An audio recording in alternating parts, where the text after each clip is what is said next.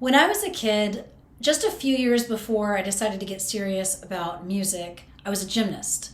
And I was really into it and determined to learn all the cool tricks like the back handsprings, the aerials, the back flips. Never learned the back flip, but I did learn the other two things. And I remember there was this one day, I was about 9 years old, and I was determined to learn how to do this move that gymnasts will be familiar with. You do something called a round off into a back handspring.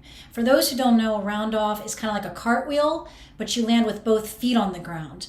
And this will allow you to spring into a back flip where your hands actually touch the ground, and that's called a back handspring.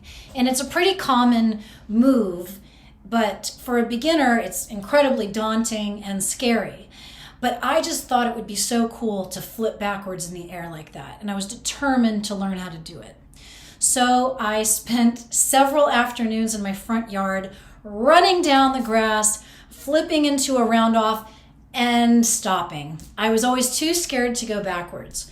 And one day my dad came outside and he said, "Listen, here's what you need to do. This time before you take off, stop for a second, close your eyes, and imagine yourself running down, doing a perfect round off, springing into a perfect backhand spring, and when you land, feeling a sense of accomplishment." I was very open-minded, as I am now, and I said, "Sure, I'll try that." And I did exactly as he said, and what do you know? I did it, as if I had always known how to do it. I didn't know the term creative visualization at this time. It was about 1989, and I was just a kid. And about 6 or 7 years later, I would be working at a bookstore, and I would read a book called Creative Visualization by Shakti Gawain, all about this method that my dad taught me. Turns out this is a method that people have known about for, I don't know, thousands and thousands and thousands of years. It's not really something that we talk about in school. It's not really a mainstream concept, but it is a pretty well-known idea, this idea of visualizing something into existence. Some people will scoff at it and say, that's just ridiculous magical thinking, but I know what happened that day. I visualized it and I did it. I did something that I was terrified to do, and as if I had been doing it my whole life, it became something very easy. Flash forward a few more years later, and I'm becoming a musician, a performer. Performing is scary. Most people are terrified. Most people would rather die than get in front of an audience and speak or sing or dance or whatever. It's very scary to them. It was scary for me too, but the thing that helped me get over my fear was creative visualization. So if this is something that you're interested in doing, if you're interested in being a performer, but you're so scared and nervousness is getting in your way, maybe you've even tried to perform and you were so scared that you had a bad experience, maybe you messed up. Hey, it happens. A lot of people have to learn things the hard way, and performance is a skill. Not everybody can just get up and nail it the first time. They have to keep trying. So if you're struggling with fear and it's getting in the way of your performance, try creative visualization. But try it like this. At least 1 week before your performance, every single day, schedule some time. I found the most convenient time to be when I was lying in bed. This was back before we had cell phones and laptops, so there was nothing to distract me. A little harder these days, but you can find any time in your day that works where you can be not disturbed, quiet, and you want to just get relaxed. You can lie down, you can sit in your favorite chair, it really doesn't matter. But you want to get comfortable, and then you want to close your eyes and breathe in and out slowly. And if you want to learn a really cool breathing technique, I'll link below my favorite breathwork technique for musicians and all people who get nervous. So you want to do a little bit of slow, deep breathing to relax yourself, to calm your mind. And then what you should do is you should, first of all, imagine what you feel like and look like minutes before the performance. So let's say you're in a recital and there are going to be 3 or 4 students before you. Well, find out who's playing before you and imagine them at the end of their performance. Imagine yourself sitting in your chair.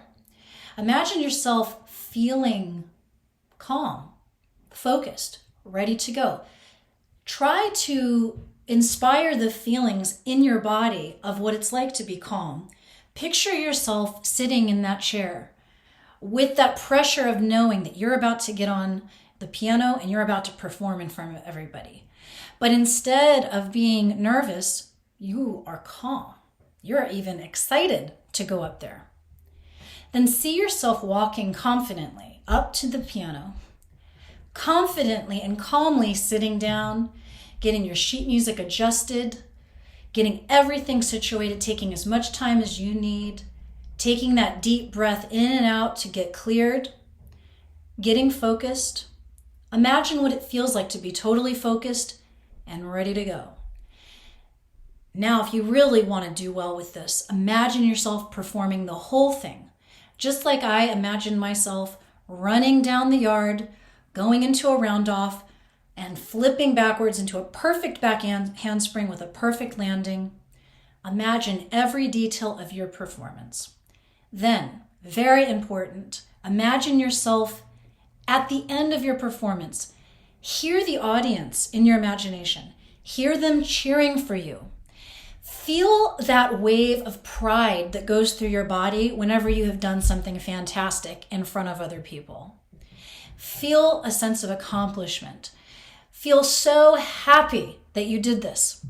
Imagine yourself walking back to your chair and feeling so good.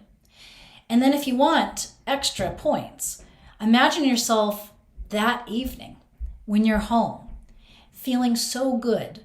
Imagine your family and your friends saying, "Congratulations, you did such a good job," and really believe it. A lot of times people will be skeptical of this idea and ideas like this because it doesn't work for them. Well, this is a skill just like any other. And a lot of this relies on belief. And if you're a scientific person and you like to see evidence that these things are real, search the biology of belief and notice what you find. There's been some really interesting research done, some studies performed that show how much of an impact our beliefs actually do have on our physiology. And so if you can imagine these amazing things playing out for your performance and believe them, and you keep imagining this every single day, over and over and over again, you're essentially practicing for a perfect performance. It's very similar to when you show up and practice the piano. You practice your scales or you practice your song. You practice the physical movements. Well, visualization is like practicing for an incredible experience. It's been my method my whole life. There have been times in my life where I experimented and I didn't do them. I wanted to see, or I should say my ego wanted to see if I could pull it off without the preparation, the mental work. We all have to learn our lessons the hard way, and I certainly did. I've had plenty of bad performances that I did not mentally prepare for.